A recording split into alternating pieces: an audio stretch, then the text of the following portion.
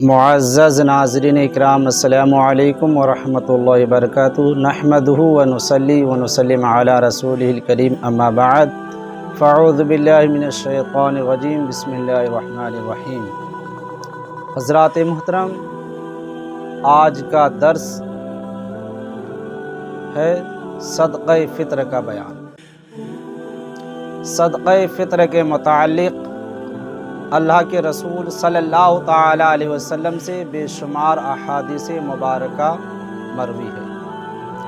انہی میں سے صحیح بخاری میں حضرت عبداللہ بن عمر رضی اللہ تعالی عنہما سے مروی ہے کہ آقا کریم صلی اللہ تعالی علیہ وسلم نے زکوٰۃ فطرہ 1 صاع خرما یا جو،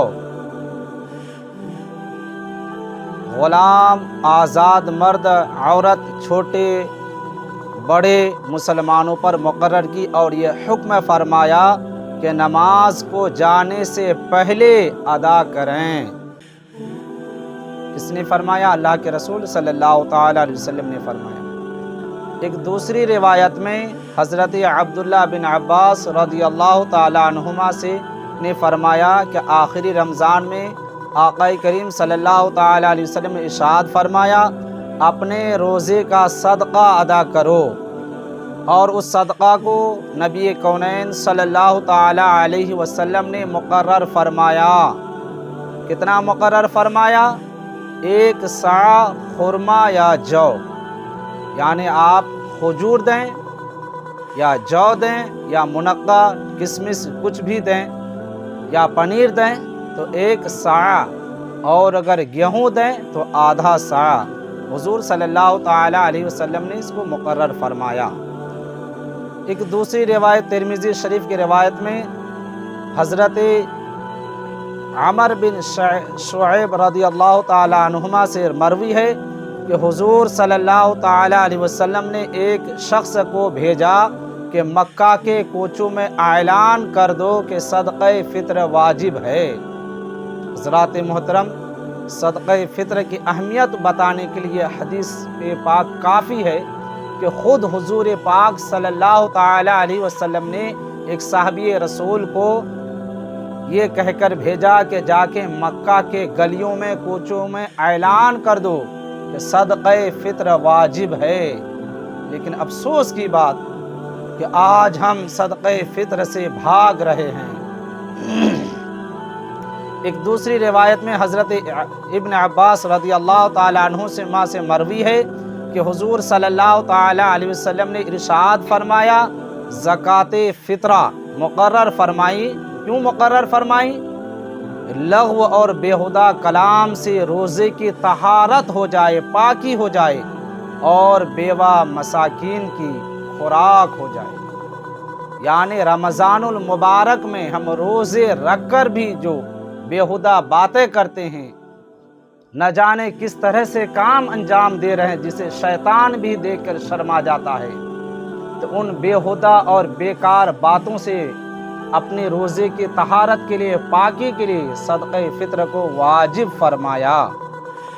اور دیلمی میں حضرت ابن عساکر رضی اللہ تعالی عنہما حضرت انس سے مروی ہے کہ حضور صلی اللہ تعالی علیہ وسلم نے ارشاد فرمایا، بندہ کا روزہ زمین و آسمان کے درمیان معلق رہ جاتا ہے جب تک کہ صدقہ فطر ادا نہ کر دے۔ آپ روزہ تو رکھے لیکن صدقہ فطر ادا نہیں کیے تو آپ کا روزہ زمین و آسمان کے درمیان معلق رہ جائے گا۔ اس لیے مسلمانوں، اتنی محنت و مشقت کے ساتھ، ادب و احترام کے ساتھ پورے رمضان کو گزار دیے، تو اب تھوڑی سی اپنی محنت کی کمائی سے صدقہ فطر بھی ادا کر دیں تاکہ آپ کے روزے مکمل طور پر بارگاہ خداوندی میں پہنچ جائے اور روزے کی طہارت بھی حاصل ہو جائے۔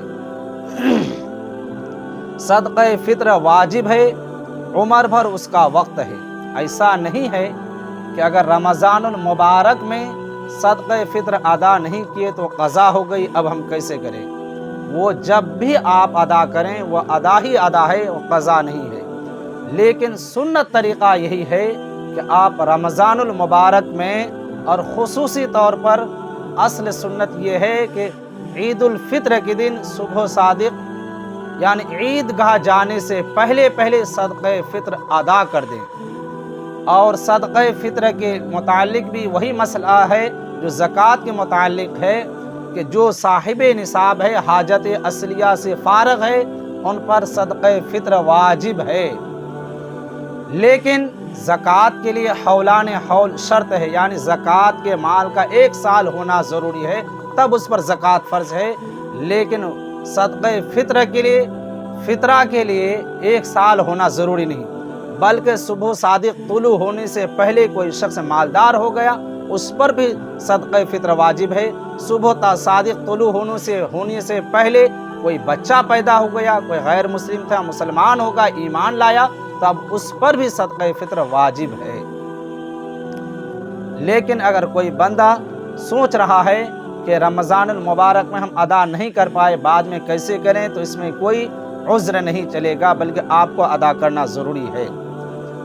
اور ایک بات یہ بھی خیال کریں، عید کے دن صبح صادق طلوع ہوتے ہی صدقہ فطر واجب ہو جاتا ہے۔ کب؟ عید کے دن صبح صادق طلوع ہوتے ہی صدقہ فطر واجب ہو جاتا ہے۔ لہٰذا جو بھی شخص صبح صادق سے پہلے مر گیا تو اس کے ذمے سے ساقط ہو گیا، لیکن جو اگر صبح صادق کے بعد پیدا ہوا تو اس سے بھی ساقط ہو گیا۔ اب صدقہ فطر کس پر واجب ہے؟ تو صدقہ فطر ہر مسلمان آزاد مالک نصاب پر واجب ہے۔ مالک نصاب وہی ہے جس کے بارے میں زکوٰۃ میں آیا ہے کہ 7.5 تولہ سونا یا 52 تولہ چاندی، یا دونوں کو ملا کر ایک نصاب کو پہنچ جائے، یا اگر دونوں ملا کر بھی ایک نصاب کو نہیں پہنچتا ہے تو کچھ مال ہو، یعنی نقد رقم ہو، کچھ سونے ہو، چاندی ہو، تینوں کو ملا کر اگر وہ مالک نصاب تک پہنچ جاتا ہے تو اس پر صدقہ فطر واجب ہے۔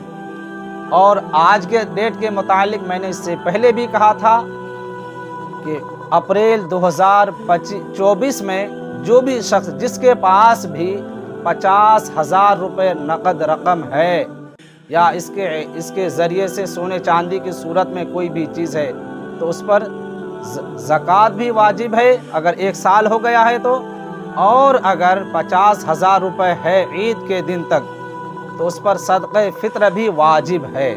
ان باتوں کا خاص خیال رکھیں۔ اب مرد مالک نصاب پر اپنی طرف سے اپنے چھوٹے بچہ کی طرف سے واجب ہے، جبکہ بچہ خود مالک نصاب نہ ہو، ورنہ اگر بچہ مالک نصاب ہے تو انہی کے مال سے ادا کیا جائے گا۔ صدقہ فطر واجب ہونے کے لیے روزہ رکھنا شرط نہیں ہے، ضروری نہیں ہے، لازم نہیں ہے۔ اگر کسی نے کسی عذر کی وجہ سے روزہ نہیں رکھا، مثلاً کوئی شخص بیمار رہا، سفر میں رہا، یا بڑھاپے کی وجہ سے، یا معاذ اللہ کسی نے جان بوجھ کر قصداً روزہ نہیں رکھا، اس شخص بھی صدقہ فطر واجب ہے۔ اور باپ اگر نہ ہو تو اس کے دادا پر صدقہ فطر واجب ہے کہ اپنا پوتا پوتی کی طرف سے صدقہ فطر ادا کریں، اور اپنی عورت اور اولاد عاقل بالغ کا فطرہ اس کے ذمہ نہیں۔ اگر کسی کی بیوی ہے، اگرچہ نانو نفقہ شوہر کے ذمہ ہے، لیکن صدقہ فطر ادا کرنا اس پر واجب نہیں ہے، لیکن اگر ادا کر دے تو اچھی بات ہے اور دینا بھی چاہیے۔ عام طور پر ان مسئلوں پر لوگ غور نہیں کرتے ہیں۔ اللہ تبارک و تعالیٰ سے دعا ہے کہ مولا سننے سے زیادہ عمل کرنے کی توفیق عطا فرمائے۔ اور صدقہ فطر کس کو دے سکتے ہیں؟ تو صدقہ فطر کے مصارف وہی ہے جو زکوٰۃ کے مصارف ہیں۔ چاہے تو آپ صدقہ فطر پورے کے پورے 1 آدمی کی رقم، 2 آدمی کی رقم ایک ہی شخص کو دے دیں، اور اگر چاہیں تو تھوڑے تھوڑے سب کو دیں۔ لیکن کتنا دینا ہے؟ تو روایتوں میں آتا ہے کہ اگر گیہوں دے رہے ہیں تو آپ کو آدھا ساع ادا کرنی ہے، اور اگر آپ جو، کھجور، کشمش، منقے یا پنیر ادا کر رہے ہیں تو 1 ساع ادا کرنی ہے۔ یا ان کے علاوہ آپ اگر کوئی دوسری چیز دینا چاہتے ہیں، چاول، جو، باجرا یا دیگر اشیائیں، تو ان چیزوں کی قیمت کے اعتبار سے آپ کو ادا کرنی ہے۔ اگر اللہ تبارک و تعالیٰ نے آپ کو مال و دولت سے نوازا ہے تو کشمش 1 صاع آپ ادا کریں، پنیر 1 صاع ادا کریں، کھجور 1 صاع ادا کریں۔ اور اگر آپ معمولی مڈل کلاس سے آپ اگر تعلق رکھتے ہیں تو آپ اپنی خوشی کے مطابق چاہے تو گیہوں ہی ادا کریں، آدھا صاع۔ اور ان چیزوں کو اپنے علاقائی علماء سے رابطہ کر لیں کہ اپنے آپ کے علاقے میں لوگ کتنے اگر رقم دے رہے ہیں تو کتنا دینی چاہیے۔ یہ بھی بات خیال رکھیں کہ اناج دینے سے افضل رقم ہی دینا ہے تاکہ ضرورت مند کی حاجت پوری ہو جائے، ورنہ اگر وہ کسی شخص کو آپ گیہوں دے رہے ہیں، دوسری دکان میں بیچنے کے لیے جا رہا ہے، تو آپ جتنے بازار میں قیمت لگا کر دینے کے ارادہ کیے ہیں اس سے کم ہی اس بیچارے کو حاصل ہو پا رہا ہے۔ اس لیے آپ ایسا نہ کریں۔ اگر چاہیں تو آپ چاہیں نہیں بلکہ حقیقت بھی یہی ہے، سنت طریقہ یہی ہے کہ اشیاء دینے سے افضل پیسے دینا ہے۔ اور اگر جہاں پر اشیاء ہی کی ضرورت ہو، جہاں پر کافی تنگی حالت چل رہے لوگوں کی، تو وہاں پر اشیاء ہی دینا افضل ہے۔ اللہ تبارک و تعالیٰ سے دعا ہے کہ سننے سے زیادہ عمل کرنے کی توفیق عطا فرمائے۔